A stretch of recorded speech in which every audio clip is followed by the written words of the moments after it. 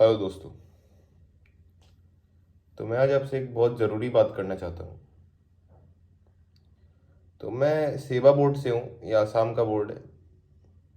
ये of course Assam के students को टारगेट करते हुए वीडियो बनाया गया है। तो वहाँ पे एक सब्जेक्ट होता है एडवांस मैथ्स। काफ़ी अच्छा है, कुछ 11th के मैथ्स के कॉन्सेप्ट्स और कुछ एक्स्ट्रा कॉन्सेप्ट्स भी उसमें कवर किए जाते हैं 2 साल के अंदर, 9th और 10th क्लास में। ऑप्शनल सब्जेक्ट है, मैंने भी लिया था। देखिए, टीचर्स तो बहुत है, बहुत लोग पढ़ाते हैं, पर अभी के ट्रेंड को देखते हुए यदि किसी के पास टीचर अवेलेबल ना भी हो तो भी, या कोई पिछड़ा हुआ रीजन है, कोई रिमोट एरिया है, वहाँ पे यदि अच्छा टीचर ना हो तो भी आप ये सब्जेक्ट ले पाए और इसमें अच्छा स्कोर कर पाए। इसलिए मैं आपके लिए सारे चैप्टर्स के थ्योरी एक्सप्लेनेशन और सॉल्व्ड एग्जांपल के एक्सप्लेनेशन और एक्सरसाइज के सारे क्वेश्चन सॉल्व कर दूंगा। तो बस ये जर्नी शुरू करते हैं। मैं 10th के एडवांस मैथ से स्टार्ट कर रहा हूँ, कॉम्प्लेक्स नंबर चैप्टर से। सारे चैप्टर्स के आपको वीडियोस मिल जाएंगे, आप बस साथ में बने रहिए। चलिए ठीक है, शुरू करते हैं।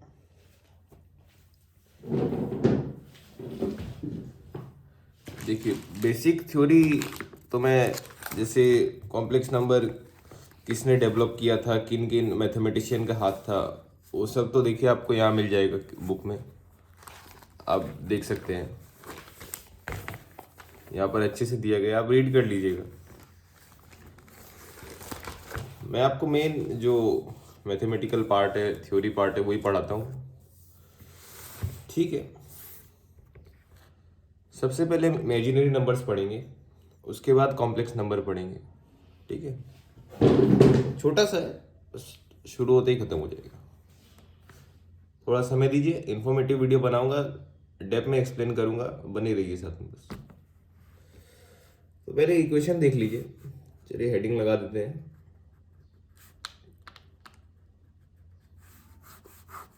ठीक है। चैप्टर 2 है ये, सारे चैप्टर मिल जाएंगे, टेंशन मत लीजिए आप, ठीक है। तो ये इक्वेशन देखिए, x² + 1 = 0। अच्छा, चलिए मान लेते हैं x बिलोंग्स टू r, मैंने माना है, देखिए लेट। तो अगर x एक रियल नंबर है तो रियल नंबर की डेफिनेशन आपको पता है, तो कोई भी रियल नंबर का square greater than equal to 0 होता है कि नहीं। अगर हमें पता नहीं है कौन सा रियल नंबर है, 0 होगा तो इक्वल टू 0 आ जाएगा, अदरवाइज ग्रेटर देन 0 होगा ही। आप कोई भी रियल नंबर देख लीजिए। तो क्या यहाँ पे इनइक्वालिटी तो आपको पता ही होनी चाहिए। हाँ, मेरे को लगता है आपको पता होगा कि x² + 1 भी ग्रेटर देन इक्वल टू 1 आ जाएगा, है कि नहीं। तो कोई भी रियल नंबर ये इक्वेशन को सेटिस्फाई नहीं करेगा। जो ये इक्वेशन है x² + 1 = 0, इसको कोई भी रियल नंबर सेटिस्फाई नहीं करेगा। तो इस टाइप के इक्वेशंस को कुछ स्पेशल टाइप के नंबर्स सेटिस्फाई करते हैं, जो कि इमेजिनरी नंबर्स। अगर आप x = √-1 या फिर x = -√-1 इसमें पुट करेंगे, जो फर्स्ट इक्वेशन जो हमने ली है, तो फर्स्ट इक्वेशन जो इसमें पुट करेंगे तो सेटिस्फाई हो जाएगा, देख लीजिए आप।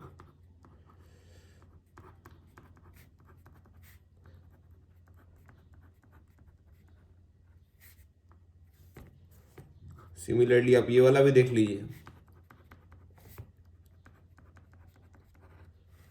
तो इस तरह के नंबर्स को ना इमेजिनरी नंबर्स कहते हैं। तो डेफिनेशन से स्टार्ट कर देता हूँ, पूरा डेफिनेशन बता देता हूँ।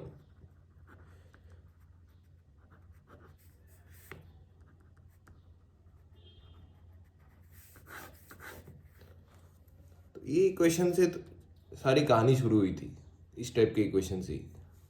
काफ़ी बड़ी चीज़ है, आपको छोटी सी लग रही है, झट से पढ़ दिया, पर काफ़ी अच्छी चीज़ है। तो इमेजिनरी नंबर्स क्या होता है, इफ़ डेफिनेशन भी देखिएगा, एग्जाम में पूछता नहीं है पर डेफिनेशन बहुत जरूरी है।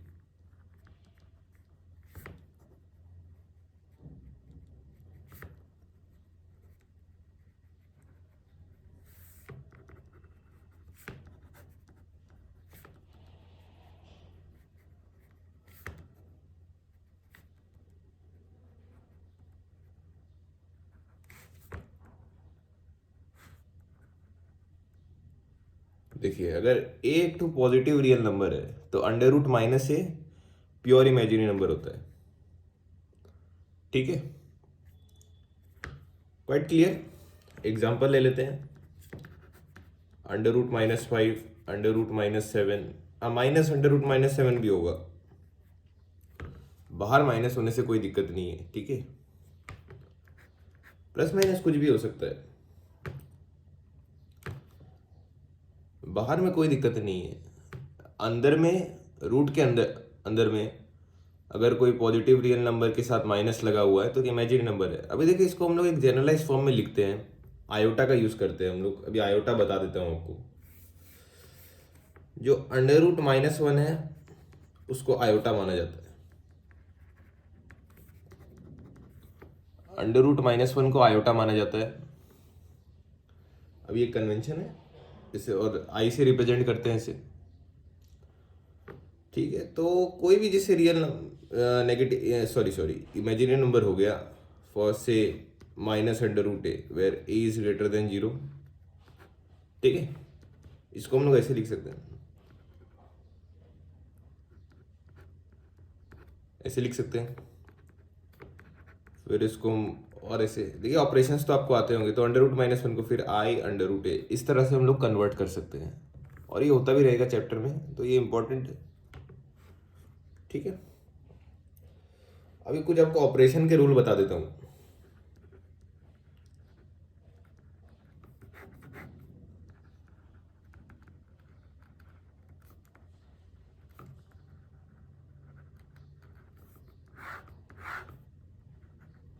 ठीक है, मैं आपको रफली इंफॉर्मेशन प्रोसेस करके दे रहा हूँ, सब नोट कर लीजिएगा। और कुछ यदि आपको लगे मैंने ओरली एक्सप्लेन किया है, लिखाया नहीं है, तो आप लिख लीजिएगा, वीडियो को रिवाइंड कर लीजिए। तो ऑपरेशन करते हैं, ये एक ही है, ज़्यादा कुछ नहीं है। जैसे आपको पता है, आप कोई भी रियल नंबर है, √3 इंटू √5 को आप √3 इंटू 5 करके लिख सकते हैं।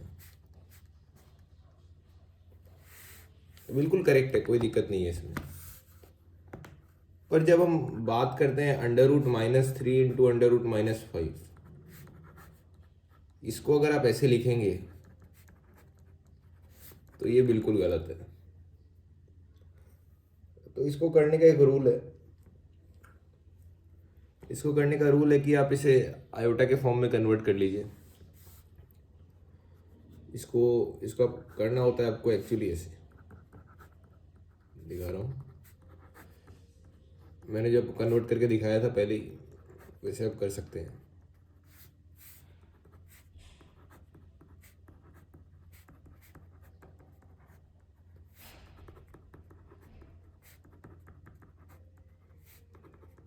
ये आयोटा का स्क्वायर हो गया, और ये तो पता ही है आपको, √15।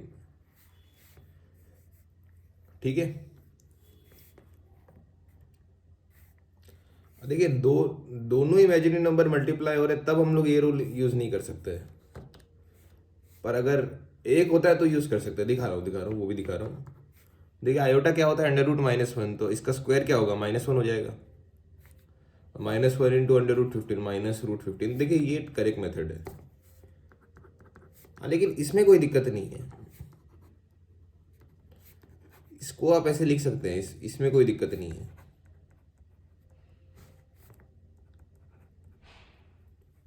इसमें कोई दिक्कत नहीं है। ठीक है, ठीक है। अभी कुछ आयोटा में आपको ऑपरेशन बता देता हूँ, बुक में दिए गए हैं तो बता देता हूँ। वैसे तो आप डायरेक्ट भी कर सकते हैं, बस इतना याद रखिए। याद क्या चाहिए, ये तो एकदम ट्रू बात है। आयोटा -1 है तो इसका स्क्वायर क्या होगा, -1 होगा। इसका पावर 4 क्या होगा, 1 होगा। अच्छा, पावर 3 क्या होगा? इसको हम ऐसे लिख देते हैं, एक्सपोनेंट का तो रूल पता है ना आपको, आयोटा का स्क्वायर क्या होता है? -1 × i = -i। ठीक है, मैं आई बोल दूंगा भाई, आयोटा आयोटा बोलना मेरे को पसंद नहीं है, आपका मर्जी, जो बोलना है बोलिए। आई से रिप्रेजेंट करते हैं, आयोटा बोलते हैं। देखिए, समझ में आना चाहिए बस। अभी कोई भी जनरलाइज फॉर्म लेता है, जैसे i⁴n+1 का फॉर्म में कोई अगर नंबर है, इसको हम लोग ऐसे लिख सकते हैं कि नहीं? एक्सपोनेंट का रूल है बेसिक। अभी देखिए, ये i⁴ तो 1 होता है, देखिए यही दिखा है,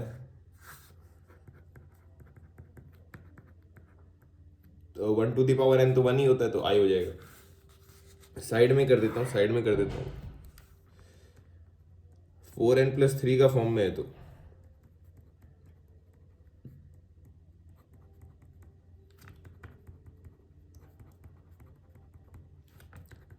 तो ये i³ के बराबर हो जाएगा, है कि नहीं?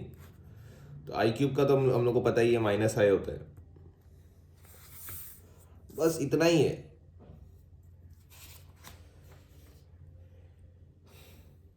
ठीक है, ठीक है, और कुछ जरूरी बातें बता देता हूँ आपको। जरूरी बातें ये हैं, देखिए याद रखिए, इस पर डायरेक्ट क्वेश्चन मिल जाते हैं, क्वेश्चन भी दिखाऊंगा। जैसे 1+i² को याद रखिए, 1+i², छोटा सा, कुछ प्रूफ है ही नहीं, इसको बस नॉर्मली जैसे एक्सपेंड करते करिए आप, 1² + i² + 2 × 1 × i, है कि नहीं? 1² तो 1, और i का स्क्वायर क्या होता है? -1 + 2i = 2i। तो ऐसे ही 1 - i² को आप लिख सकते हैं 1² + i² - 2i। ये फिर से कैंसिल हो जाएगा, 1 - 1 - 2i = हो जाएगा -2i। तो हम लोग क्या बात चला, 1 + i² है 2i, और 1 - i² है -2i। ठीक है, अच्छे से देख लीजिए। समझ में नहीं आए, वीडियो को दोबारा पॉज कीजिए, और फिर भी समझ ना आए कमेंट कर दीजिए। ठीक है, मैं पढ़ा रहा हूँ सब कुछ, फिर भी एक बार अपने से भी बुक को ज़रूर रीड कीजिएगा। सफिशिएंट पढ़ा रहा हूँ, जो जरूरी है सब बता रहा हूँ, फिर भी एक बार रीड कीजिएगा। ठीक है, तो एग्जांपल्स मैं आपको साथ में करा दूंगा। नहीं नहीं, मैं तुरंत के तुरंत ही करा देता हूँ आपको, जो टॉपिक पढ़ रहे हैं साथ में बुक से ही करा रहा हूँ, कुछ नया एग्जांपल नहीं है, पर फिर भी देख लीजिए आप।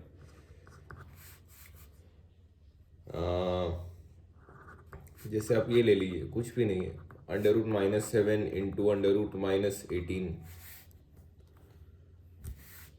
को पता है, इसको हम लिख सकते हैं i√7 × i√18, i² √18 × 7 हो जाएगा माइनस, और ये आपको हो जाएगा 126। ठीक है, जस्ट एन एग्जाम्पल, अरे बुक से करा रहा हूँ, अच्छा एग्जाम्पल है।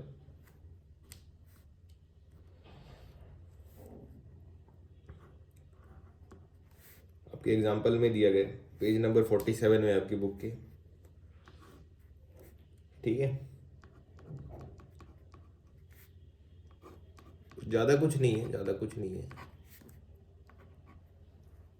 एकदम सिंपल एग्जाम्पल है, पर अच्छा है, आ भी सकता है एग्जाम में। ठीक है, इसको एक बार ऐसे ही 2 मेथड से करा दूंगा, पर फर्स्ट मेथड देखिए। और हम लोग देखो, 1 को क्या लिख सकते हैं, i⁴ देखिए,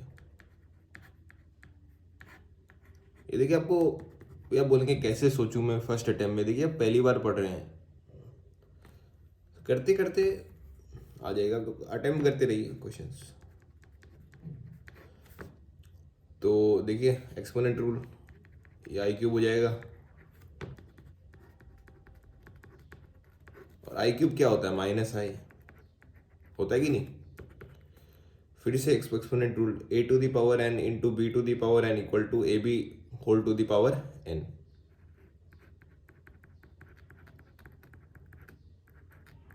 है कि नहीं? तो क्या हो जाएगा 1 स्क्वायर माइनस आई स्क्वायर। अच्छा, और आई स्क्वायर क्या होता है? -1, 1 माइनस -1, तो ये क्या हो जाएगा 2 to the power 4 equal to 16। काफ़ी इजी था, कुछ था ही नहीं, झट से हो गया, है कि नहीं? चलिए इसको और एक मेथड से करा देता हूँ। थोड़ा सा बस आप धीरज रखिए। देखिए, कुछ पढ़ने के लिए थोड़ा सा टाइम देना कोई बड़ा इशू है नहीं। कॉन्सेप्ट बिल्ड हो जाएगा आपका, बाद में भी हेल्प होगा, मैं गारंटी देता हूँ। तो दूसरा मेथड कुछ नहीं है, छोटा सा ही मेथड है ये भी, जो मैंने आपको 1 प्लस आई का होल स्क्वायर और 1 माइनस आई का होल स्क्वायर बताया था उसके ऊपर, ठीक है?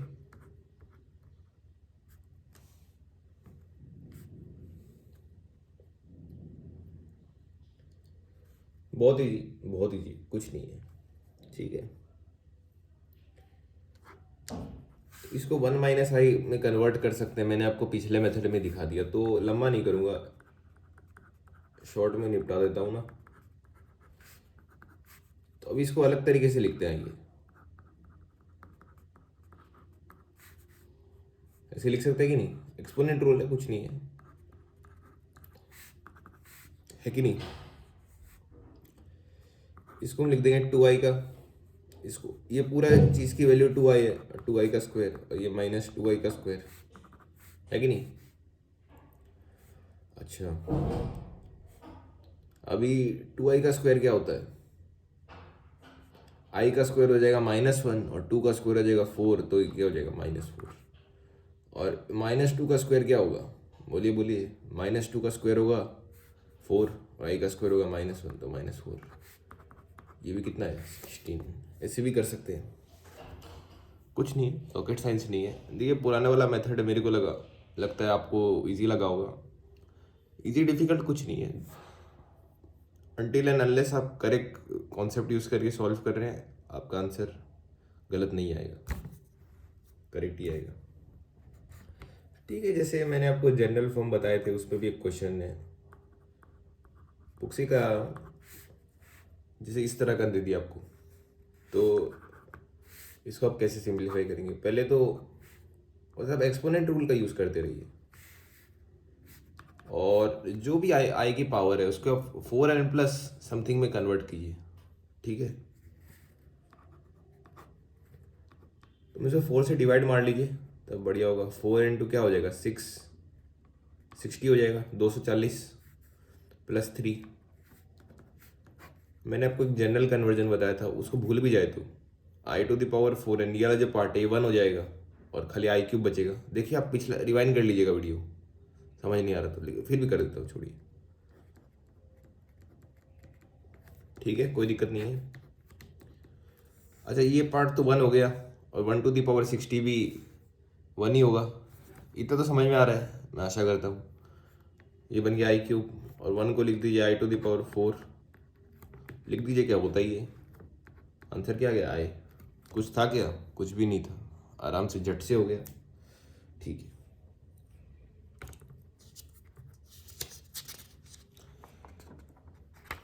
ठीक है, तो हमने इमेजिनरी नंबर्स यहाँ पे कंप्लीट कर लिया है, थ्योरी पार्ट कंप्लीट कर लिया है। क्वेश्चन चलते रहेंगे, एक्सरसाइज करा दूंगा पूरा कर, आप निश्चिंत होकर रहिए। आपने ध्यान से वीडियो देख लिया, आप आराम से क्वेश्चन सॉल्व कर देंगे, मैं गारंटी देता हूँ। तो चलिए अभी कॉम्प्लेक्स नंबर पे बात करते हैं। आप सोच रहे हैं यार, हम तो कॉम्प्लेक्स नंबर पढ़ने आए थे, क्या इमेजिनरी नंबर पढ़ा दिया? अरे वो पढ़ना जरूरी था। तो डेफिनेशन देता हूँ आपको, फिर रिप्रेजेंटेशन बताऊंगा। ए number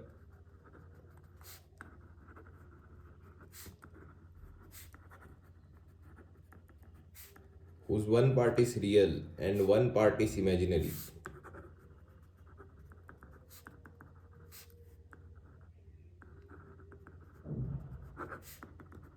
is called a complex number.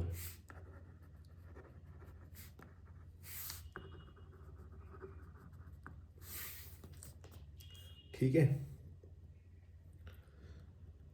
ऐसे नंबर्स को कहते हैं कॉम्प्लेक्स नंबर। इसका वन पार्ट रियल है, वन पार्ट इमेजिनरी है। ठीक है, तो इसका आपको रिप्रेजेंटेशन बताते हैं। इसको देखिए, कॉम्प्लेक्स नंबर को जेड से डिनोट किया जाता है।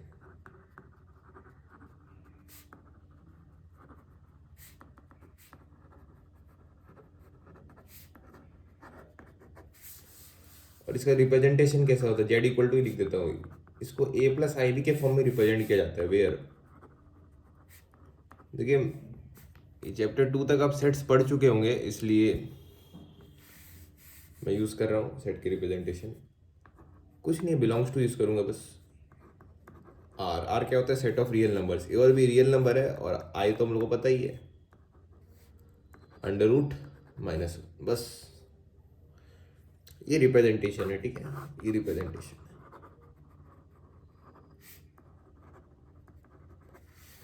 आइए थोड़ी सी और बातें करते हैं, थोड़ी सी और बातें करते हैं।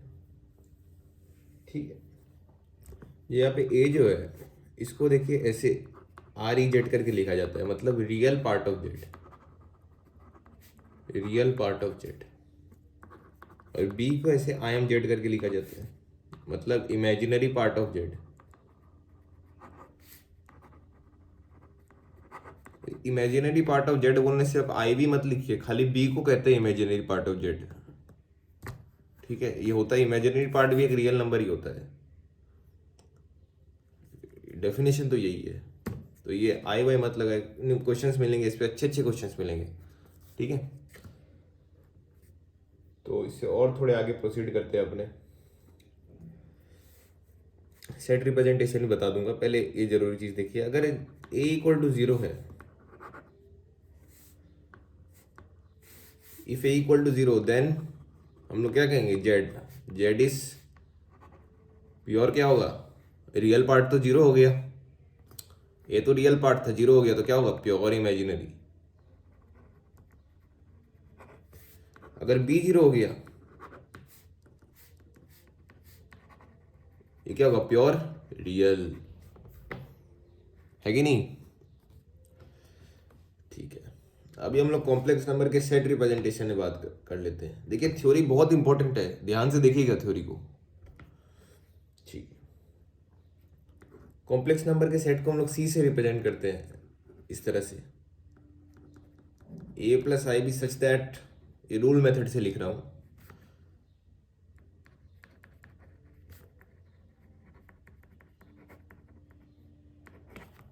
देखिए ये होता है सेट रिप्रेजेंटेशन। अभी हम लोग एक रियल नंबर के सेट में और कॉम्प्लेक्स नंबर के सेट में एक रिलेशन देखते हैं। देखिए एक रियल नंबर ले लेते हैं,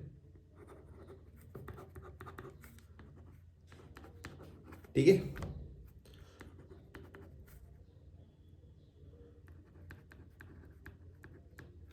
अरे ये क्या कर दिया मैंने, अरे ये तो इमेजिनरी के नंबर के फॉर्म में रिप्रेजेंट हो गया, जिसका इमेजिनरी पार्ट 0 है। मैंने तो इस रियल नंबर को कॉम्प्लेक्स नंबर के फॉर्म में रिप्रेजेंट कर दिया, जिसका इमेजिनरी पार्ट 0 है। तो हम लोग को क्या पता चला इससे, कि every real number is a complex number,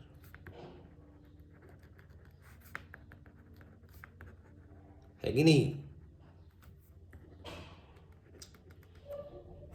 और जो कॉम्प्लेक्स नंबर का जो सेट है, वो रियल नंबर के सेट का सुपर सेट है, प्रॉपर सुपर सेट है।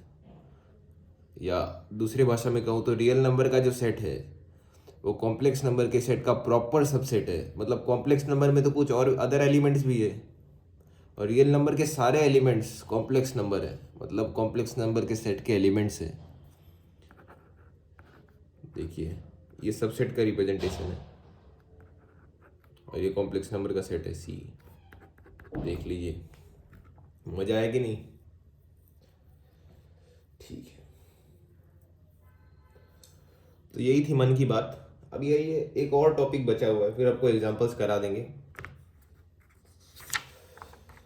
Complex number as ordered pairs, उसके बाद आपको कुछ ऑपरेशंस बता देंगे, ठीक है। जैसे complex number as ordered pairs,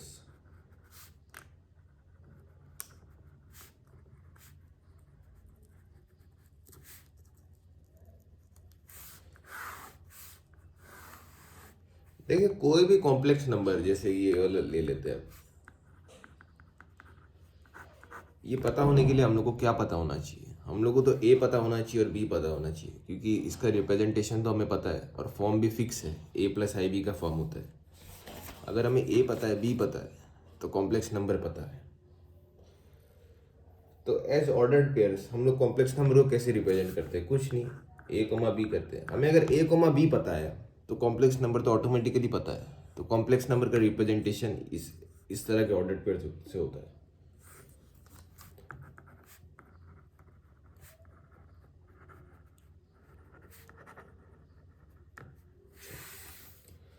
चलो ठीक है, आई बोलेंगे यार एक चीज है इसमें, sum of ordered pairs represent complex number है, सम ऑफ ऑर्डर्ड पेयर्स, वो भी कर देता हूँ। क्वेश्चन है बुक में, एग्जाम में भी आते हैं, ठीक है। पहले एक चीज देखिए, वन देखिए, वन को हम लोग लिख सकते हैं वन प्लस आई इंटू जीरो। तो इस चीज को देखते हुए इसका ऑर्डर्ड पे रिप्रेजेंटेशन कैसा होगा? वन कॉमा जीरो होगा कि नहीं, बीच में जीरो है और ए वन है। अभी आयोटा देखते हैं, आयोटा आयोटा भी एक कॉम्प्लेक्स नंबर है, इसको हम लोग ऐसे लिख सकते हैं zero plus iota into one, लिख सकते कि नहीं? तो इसका तो ऑर्डर्ड पे रिप्रेजेंटेशन क्या होगा? होगा कि नहीं? ठीक है, बस ये चीज़ देखिए, अब मज़ा दिखाता हूँ आपको। तो जेड इक्वल टू कैसा हो गया? A into one plus iota into B. अभी देखिए, तो वन को ऑर्डर्ड पेयर में कैसे लिख सकते हैं? आयोटा को कैसे लिख सकते हैं? जीरो को वन, ये हो गया सम एस, सॉरी, कॉम्प्लेक्स नंबर है सम ऑफ ऑर्डर्ड पेयर्स, यही करना होता है बस। इसमें जो रियल पार्ट है उसमें वन के ऑर्डर पेयर को लिखा दीजिए, और बी और जो इमेजिनरी पार्ट में उसको आयोटा को ऑर्डर पेयर में लिख दीजिए, बस सम ऑफ ऑर्डर पेयर्स आ गया। कुछ था क्या? कुछ भी नहीं था, कुछ भी नहीं था। बस एक लास्ट टॉपिक बचा है,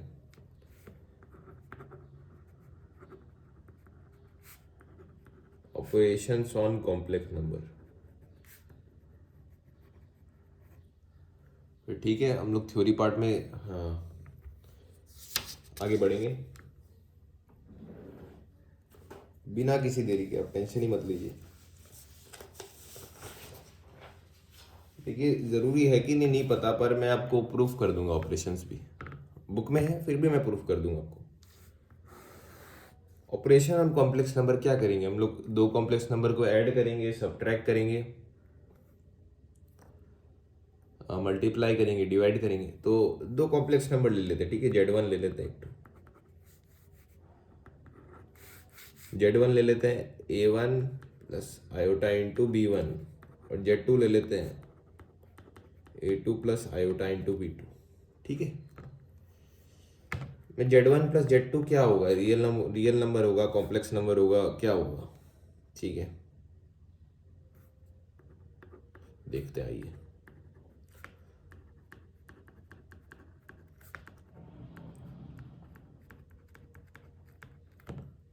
ठीक है, कोई दिक्कत ही नहीं है। तो रियल वाले पार्ट को साथ में कीजिए और इमेजिनरी पार्ट को साथ में कर लीजिए।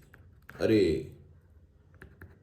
इसको भी तो हम लोग ऐसे नहीं लिख सकते क्या? ये भी एक रियल नंबर है और b one plus b two भी एक रियल नंबर है, तो कैपिटल भी, तो ये क्या बन गया है? कॉम्प्लेक्स नंबर बन गया। तो हमको क्या पता चला?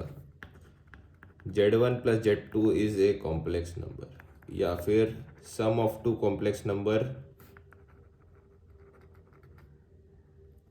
या फिर क्या बोल सकते हैं, sum of two complex number is a complex number.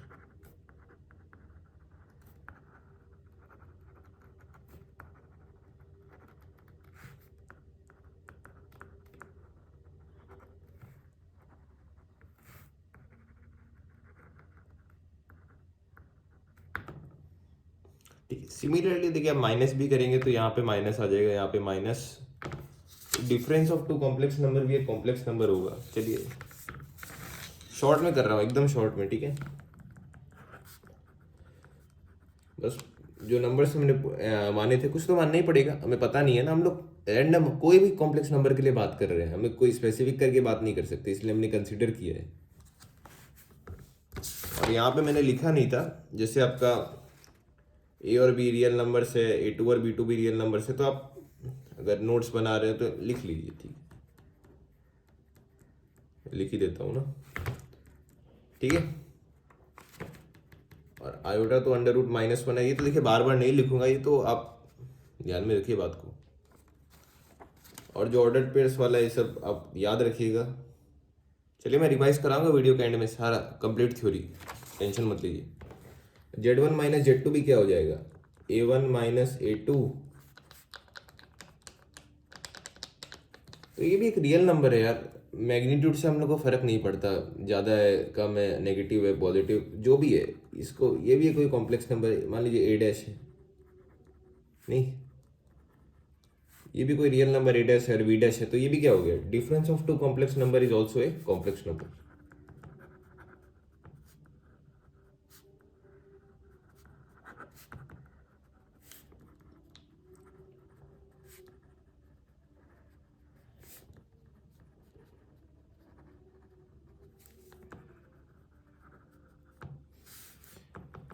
चलिए मल्टीप्लिकेशन पे बात करते हैं, Z1 इंटू Z2, देखिए अब मजा आएगा। चलिए शुरू ही कर देते हैं ना।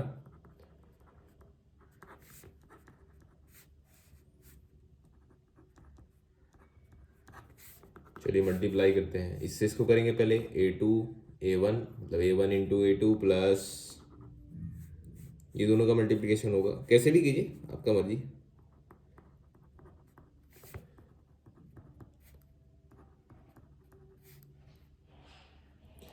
और देखिए अभी फिर क्या हो जाएगा, I² हो जाएगा, I² B1 B2 और I² क्या हो जाएगा, -1 हो जाएगा।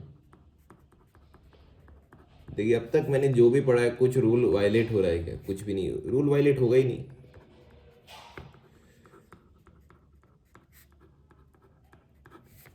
ये बस रियल को साथ में कर रहा हूँ, I² को पुट कर दिया -1।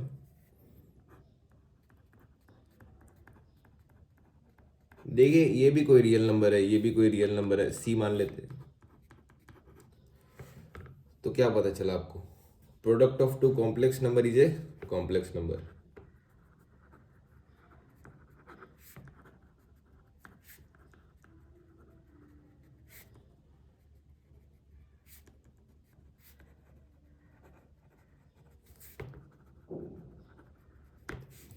अभी last but not the least, division of two complex number पे बात कर लेते हैं, ठीक है। Z1 बाई Z2, ये थोड़ा डिफिकल्ट मानते लोग, कुछ है नहीं प्रूफ। देखिए प्रूफ ऑफ आया भी नहीं आज तक, आज तक नहीं आया एग्जाम में, फिर भी जानना चाहिए। आप भी अपने से एक बार जरूर कीजिएगा, मैं करके दे रहा हूँ कॉपी में, बिना देखे करने का ट्राई कीजिए, ठीक है।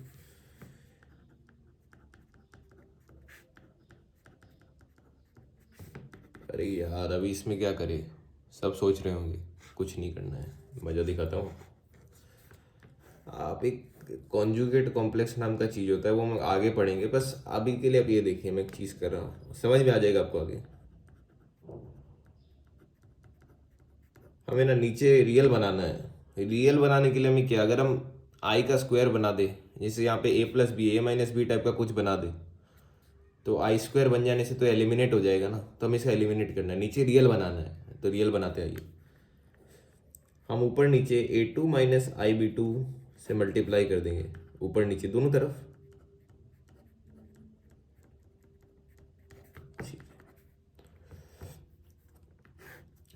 तो यहाँ पे क्या बन जाएगा, जो भी बने, नीचे पहले देखते हैं। तो A2 का square minus I² B2 square, तो -I² क्या होता है, +1 होता है, -1 डालिएगा, -1 इंटू -1 +1 हो जाएगा, ठीक है। ठीक है, इसको दूसरे स्टेप में ऊपर मल्टीप्लाई कर लेते हैं, A1 A2 minus I A1 B2 plus I B1 A2 और माइनस का I² B1 B2। अब माइनस का I² +1 होता है कि नहीं, होता है यार, A1 A2 तो मैं डायरेक्ट लिख रहा हूँ, ठीक है, प्लस B1 B2, चौंकिएगा मत, इसको ये प्लस B1 B2 हो गया, आई स्क्वायर का वैल्यू पुट करने के बाद इसको मैंने साथ में ले लिया, ठीक है, प्लस आई ले लेते हैं, इसे कॉमन ले लेते हैं इमेजिनरी पार्ट को, B1 A2 minus A1 B2, और ये भी बन जाएगा A2 square plus B2 square, बना कि नहीं। अभी कुछ नहीं, सेपरेट कर लेते हैं, A1 A2 plus B1 B2 by A2 square plus B2 स्क्वायर plus i B1 A2 minus A1 B2 A2 square plus B2 square equal to हम लोग ले लेते हैं C dash plus i d dash. ये भी रियल नंबर है, ये भी पूरा रियल नंबर है, आयोटा भी है, कुछ नहीं है, तो हमें क्या पता चला, quotient of two complex number divide करके जो मिलता है, एक को एक से कोशेंट ही तो मिलता है, complex number is a complex number. तो इसी के साथ जो एक्सरसाइज 2.1 सॉल्व करने के लिए हमें जितनी भी इंफॉर्मेशन चाहिए वो खत्म होते हैं।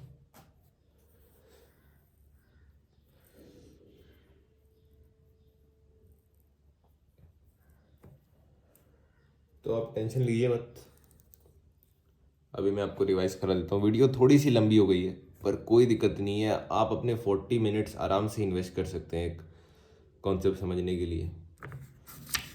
तो आपको सब मैं एक साथ से रिवाइज करा देता हूँ, मेरे को 1 मिनट का समय दीजिए आप।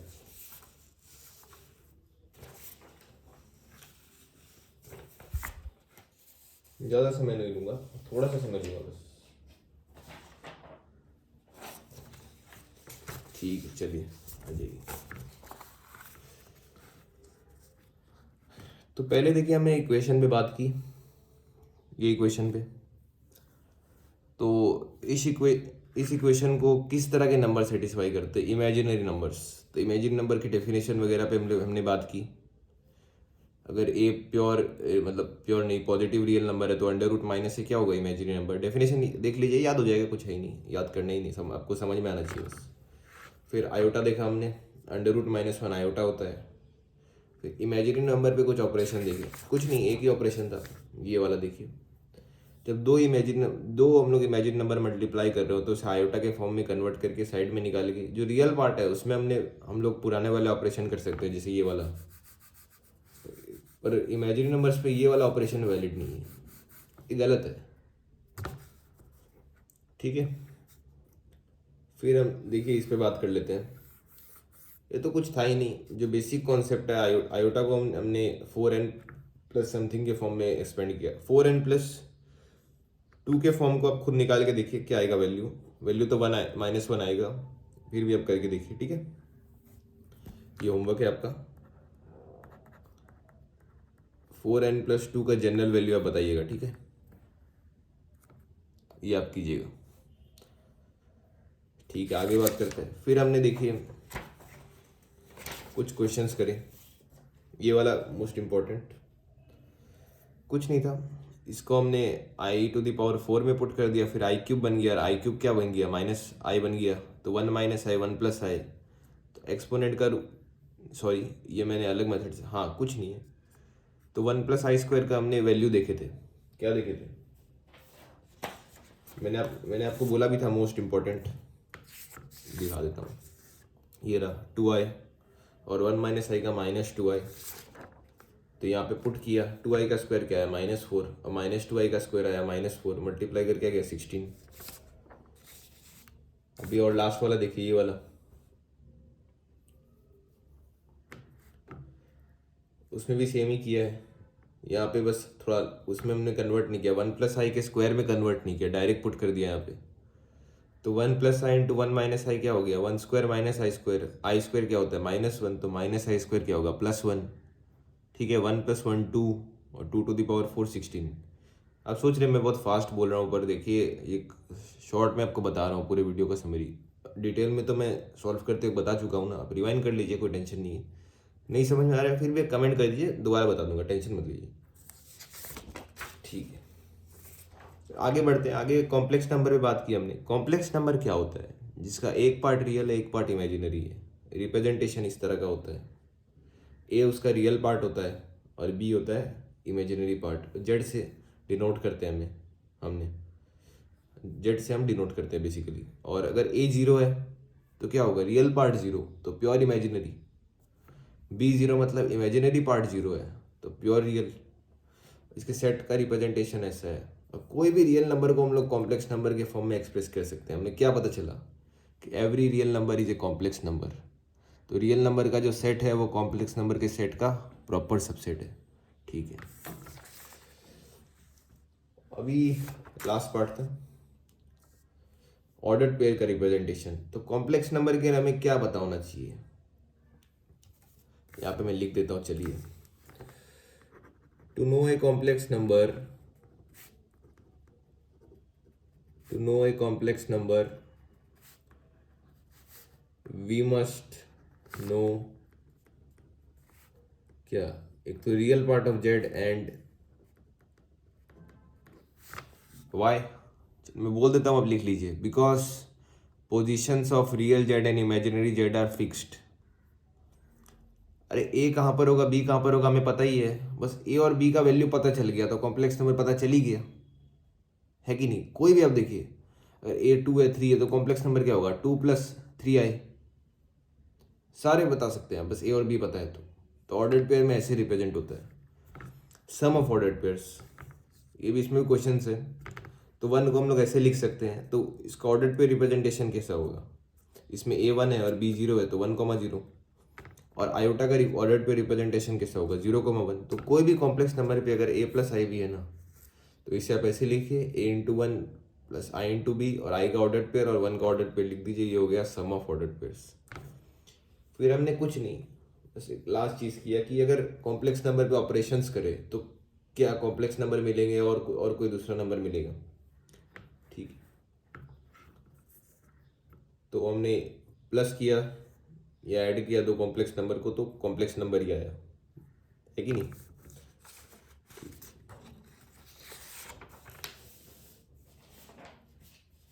तो बाकी तीन ऑपरेशन भी आपको दोबारा दिखा देता हूँ। सब्ट्रैक्ट किया तब भी कॉम्प्लेक्स नंबर आया, मल्टीप्लाई किया तब भी कॉम्प्लेक्स नंबर ही आया, और डिवाइड किया तब भी कॉम्प्लेक्स नंबर आया। तो कोई भी दो कॉम्प्लेक्स नंबर को मल्टीप्लाई डिवाइड करे या ऐड करे, सब्ट्रैक्ट करे तो कॉम्प्लेक्स नंबर ही आएगा।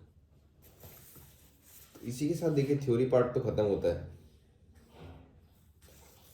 आपको कुछ क्वेश्चंस करा दूंगा मैं, तो तब तक के लिए आप साथ में बने रहिए। मैं होप करता हूँ आपको आज के कॉन्सेप्ट समझ में आए होंगे। मैंने लास्ट में रिवाइज फास्ट कराया, मैं मानता हूँ, क्योंकि 3-4 मिनट में आपको रिवाइज कराना था।